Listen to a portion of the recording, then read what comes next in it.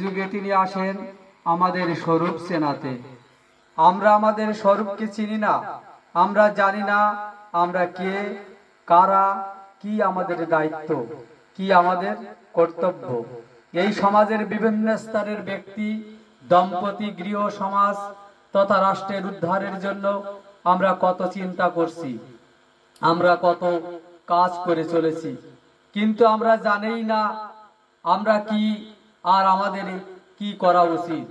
তারপর কি হয় জানেন, আমরা মঙ্গলের জন্য কাজ করি, তাতে মঙ্গল হয় খুব কম।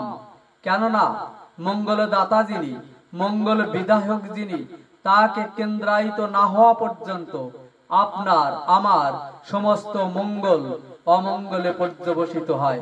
আর তাই পরম পুরুষ এসে ঘোষণা দেন, যদা যদা হি ধর্মস্য গ্লানির্ভবতি ভারত অভ্যুত্থানম ধর্মস্য তদাত্মানং সৃজমহম পরিত্রাণায় সাধুনাং বিনাশায় চ দুষ্কৃতাম ধর্ম সংস্থাপনার্থায় সম্ভাবামি যুগে যুগে। অনেক কঠিন ব্যাপার কিনা, তাই অত্যন্ত সহজ বাণীকে আমরা কঠিন বানিয়ে ফেলি, আর বুঝলেও তা মানতে চাই না। তাই ঠাকুর এসে অত্যন্ত সহজ করে আবার ধরিয়ে দিলেন, যুগের বাঁচা বাড়ার মূলে গ্লানি যেথায় দেখতে পান, পুরুষোত্তম সেইগুলি সব বদলে আনেন অভ্যুত্থান। এই যুগের মানুষ, এই যুগের সমাজ, এই যুগের রাষ্ট্র, এই যুগের পরিবার ব্যবস্থা, এই যুগের রাষ্ট্র ব্যবস্থা তথা এই যুগ নিয়ে আমরা কথা বলছি। আমরা এখানে যারা বসে আছি, আমরা কেউ সত্য যুগের লোক নই।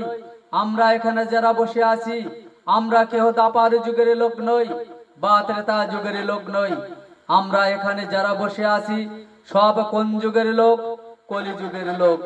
এই সত্য এবং বাস্তবতাকে আগে স্বীকার করতে হবে। এবং এই কলিযুগ কবে কোন দিন শুরু হয়েছিল তার প্রকৃত ইতিহাস সঠিক বর্ণনা সঠিকভাবে কেউ বলতে পারে না। ধরে নেওয়া হয় রাজা পরীক্ষিতের সময় থেকে এই কলিযুগ শুরু হয়েছে।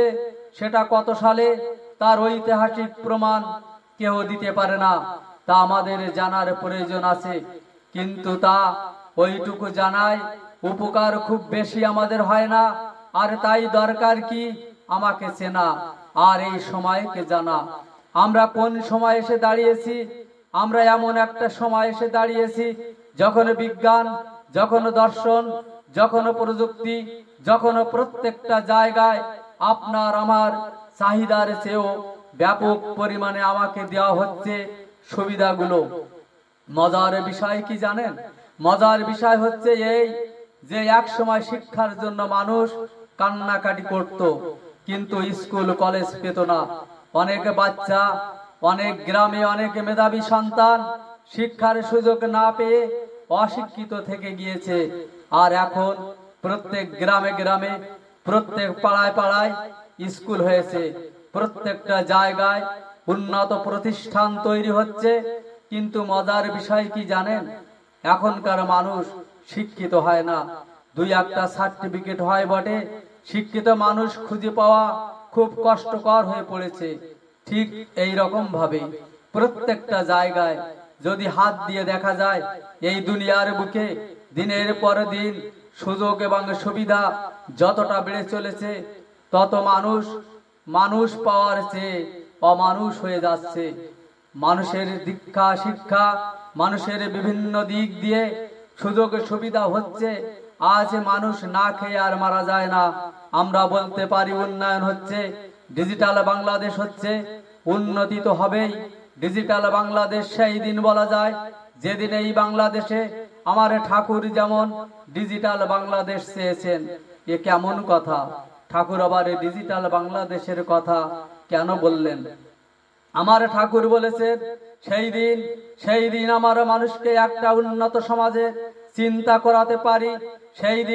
সেই দিন মানুষের নিরাপত্তার জন্য কোনো আইনের প্রয়োজন হবে না। কেন আমরা তাকে যুগ পুরুষোত্তম বলছি? কারণ এই যুগ পুরুষোত্তম এমন জিনিস, তার কাছে আপনাকে আসতেই হবে। আপনি যেই হন আর যাই হন, আপনাকে আপনার শিক্ষাটা নিতে গেলে তার কাছে আসতেই হবে।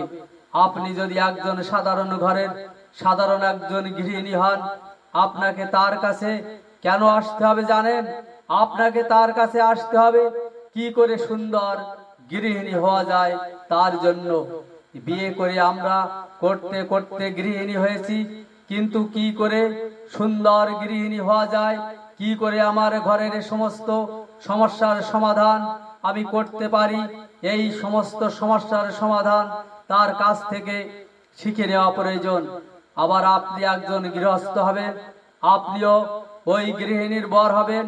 কি করে আপনার গৃহের আপনার দায়িত্বটা পালন করা যায় শিখে নিতে হবে তার কাছ থেকে। আপনি কি করে সন্তান পরিপালন করবেন শিখে নিতে হবে তার কাছ থেকে। ঠিক ওই রকম আপনিও যদি আপনার প্রতিবেশীর কাছে যাবেন, আপনার প্রতিবেশীর কাছে আপনার সম্পর্ক কেমন হওয়া উচিত জানেন, আপনি জানেন তা মানেন না, জেনে নিতে হবে তার কাছ থেকে। চিন্তা করে দেখুন, যদি ঘরের মধ্যে নিয়ম মাফিক একটা ঘরের সদস্য চলে, ওই ঘরে কোনোদিন গন্ডগোল হয় না। আবার একটা পরিবারের সাথে আরেকটা পরিবারের যদি কখনো গন্ডগোল না হয়, ওই সমাজেও কোনো গন্ডগোল হয় না। একটা সমাজের সাথে আরেকটা সমাজের যখন গন্ডগোল হয় না, ওই রাষ্ট্রে তখন গন্ডগোল হয় না। আমরা সেই রাষ্ট্রকে বলতে পারি শান্তিকামী রাষ্ট্র। পৃথিবীতে এমন বহু রাষ্ট্র আছে। ঠাকুরের কাছে প্রশ্ন করা হয়েছিল, ঠাকুর আপনি যে স্বপ্নের কথা বলেন, আপনি যে দেশের কথা বলেন, হিসাব করলে দেখা যায় এই বাংলা ভারত এই অঞ্চলে তো ওই দেশ নাই, বরঞ্চ আপনার কথা অনুসারে ইউরোপ আমেরিকা তারা অনেক শান্তি তুল্য। তা বলে কি তারা আমাদের থেকে অনেক বেশি ধার্মিক? ঠাকুর বললেন, আমার তো মনে হয় তাই। ধর্মটা শুধুমাত্র নামাজ পড়া, ধর্মটা শুধুমাত্র প্রার্থনা করা, ধর্মটা শুধুমাত্র পূজা পাঠের মধ্যেই সীমাবদ্ধ নয়, ওটাকে ধর্ম বলে না। ঠাকুর স্পষ্ট করে বললেন, পূজা পাঠ তুই যতই করিস, ফুল তুলসী গঙ্গা জলে, অনুশীলনী কৌশল ছাড়া জ্ঞান হবে না কোনো কালে। ধর্ম এত সহজ জিনিস নয়। আমি বিশাল আকারে সুন্দর করে একটা দুর্গা পূজা করে মনে করলাম আমি মহাধার্মিক হয়ে গেলাম, আমি একটা অনেক বড় সৎসঙ্গের আয়োজন করলাম, মনে করলাম আমার ধর্ম হয়ে গেল। আমি একটা বিশাল আকারে ওয়াজ মাহফিল করলাম, মনে করলাম ধর্ম হয়ে গেল। আমি বড়দিনের দিন বিশাল আকারে সবাইকে খেতে দিলাম, ধর্ম হয়ে গেল। ধর্ম এত সোজা জিনিস নয়। ধর্ম মানে তাই যা ধারণ করে রাখে আপনাকে আমাকে প্রতি প্রত্যেককে, আর যা ধারণ করতে পারে না সবাইকে, যা কাউকে ধারণ করতে গিয়ে কাউকে ফেলে দেয়, সেটা ধর্ম নয়। ধর্ম তাই সবাইকে ধারণ করতে পারে। এই বলে আমার বক্তব্য আমি এখানেই শেষ করলাম।